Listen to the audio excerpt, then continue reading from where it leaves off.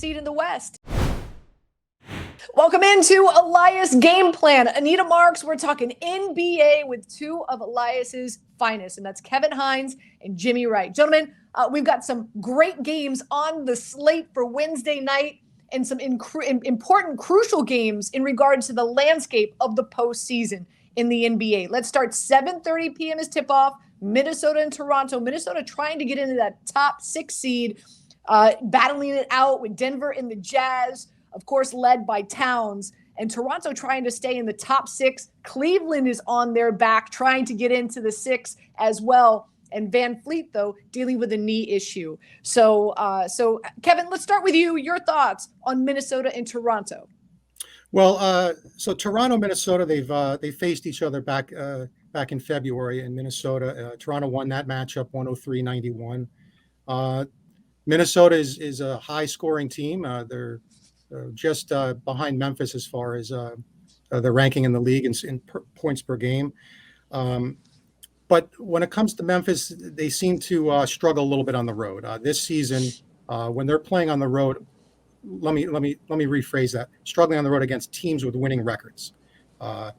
They are 5-13 in those situations. So they're going to have their hands full tonight against Toronto. Toronto is playing very well lately. They're 9-2 in their last 11 games, 8-3 against the spread. They're coming off of a big overtime win against a Celtics team that the other night that is without Robert Williams right now, and they rested Tatum and Brown. But look for Siakam to play well. He's stepped it up lately. He's averaging 27.9 points over his last 10 games, including a 40.13 rebound effort the other night against the Celtics. So I'm looking to see Toronto to continue their winning ways. Although, even though Minnesota has been playing well lately, I think Toronto has the edge in this one. Jimmy?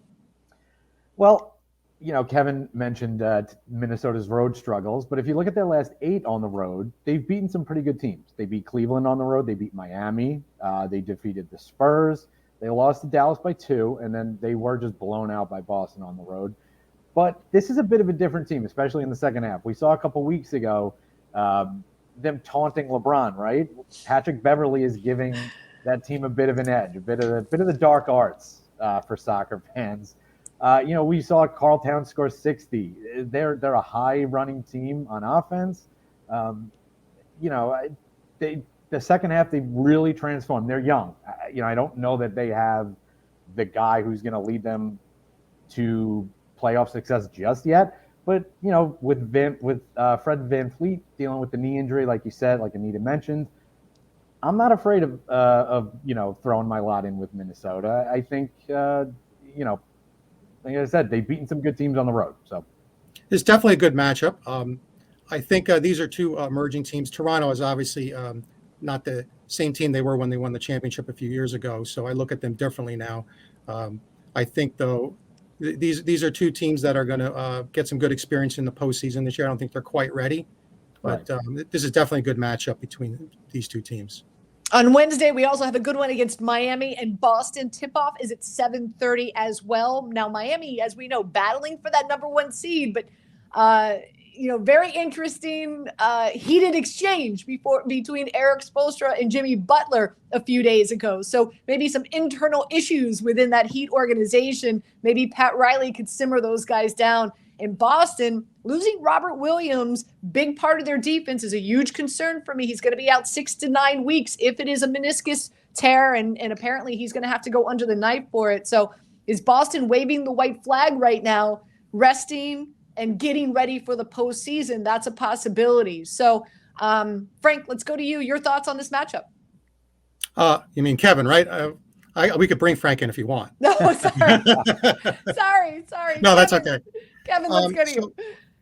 As far as the Celtics, the Robert Williams injury is huge. That hurts them defensively. I mean, they're the top defensive team in the NBA, so that's a setback for them. They're going to have to plug holes. Someone like Al Horford's going to have to step up.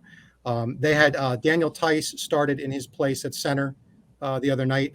He logged 41 minutes, 13 points, 10 rebounds. So he's a guy that's going to have to step up.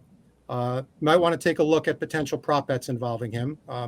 maybe you'll get some good value there on points and rebounds for him. Tatum and Brown rested them the other night. So as far as this matchup goes, it's going to be hard to see. It really depends on who's going to be playing. Butler's been banged up. Is he going to play? He's been in and out. As far as Miami goes, they've been struggling. They lost 4 in a row. They broke that losing streak with a win against Sacramento the other night. Despite the injuries, Boston has been playing very well. They've won 11 of their last 13 games, going 9-3-1 against the spread during that time. And with their loss the other night in overtime to Toronto, should be noted that Boston has not lost 2 straight games since back in January. That's how well they've been playing. So I still like the Celtics in this one, with them being at home. Even with Williams out, I think other players will step up. And as long as Brown and Tatum are playing, I like Boston in this matchup.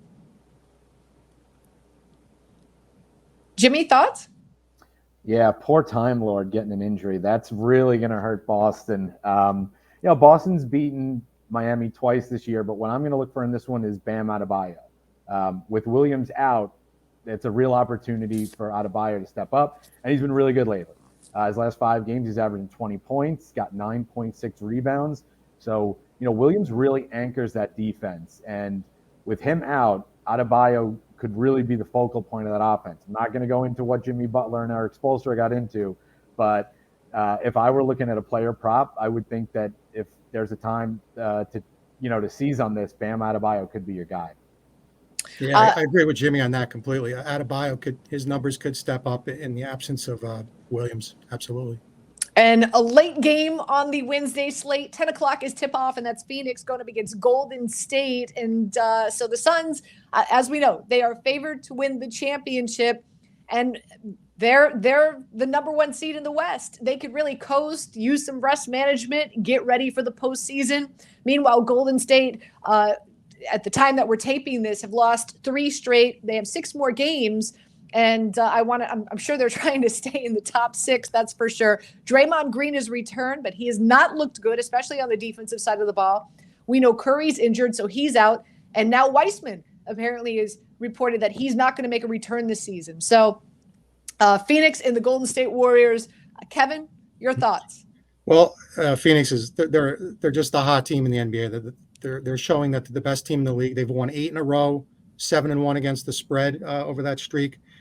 Booker has been lights out, averaging 33 points a game during the winning streak, with 49 and 35 points the last 2 games.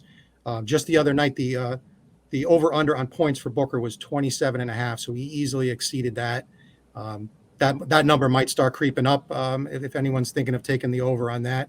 But he's been solidly scoring over 30 points. And like you said, Phoenix has already locked up the number 1 seed. Will they rest players down the stretch? That remains to be seen. As far as Golden State, without Stephen Curry, they're a different team. This year, they're 3-9 when he doesn't play, 4-8 against the spread. So if Curry is not in the lineup, they're a hard team to back right now. And like you said, Green, he's been up and down. He's missed 2 of his last 4 games. He's not completely healthy. So I'm looking at Golden State to go down in this game. Even though they're at home, I still think Phoenix is going to come ahead on this one. Jimmy? Yeah, I don't disagree with anything Kevin said, right? The Curry injury changes the Warriors. And so that's where I looked at it. And if you're going to look for a player to step up, Jordan Poole, maybe your guy here, right? We know that Draymond has not been great. Clay has missed 2 of the last 4. Andrew Wiggins' last 3 games, he scored 9 points, 23 points, and 10 points, so he hasn't been lighting it up. Jordan Poole, on the other hand, he's now got 14 straight games scoring at least 20. And interestingly, when he plays with Steph Curry, he scores 16 points a game. When Curry's not playing, shoots up to almost 26 a game. So if you're looking for someone to fill that offensive void for Golden State, especially with a Phoenix team that's probably taking their foot off the gas, Jordan Poole, got to look for it. Yeah, I played pool over points on Monday night, and winner chicken dinner here. That's for sure. All Love right, to hear guys. it. Thank you so much. Again, the Wednesday slate, Elias getting you ready for it. 7:30, Minnesota and Toronto, as well as Miami and Boston. And at 10 o'clock, you've got Phoenix going up against Golden State. Jimmy, Kevin, thank you so much. Appreciate you guys. Also, stay tuned. Be on the lookout, I should say. March Madness, the Final Four in the championship. We've got an Elias game plan video coming your way soon, and we're breaking that down as well. So make sure you keep an eye out for that as well.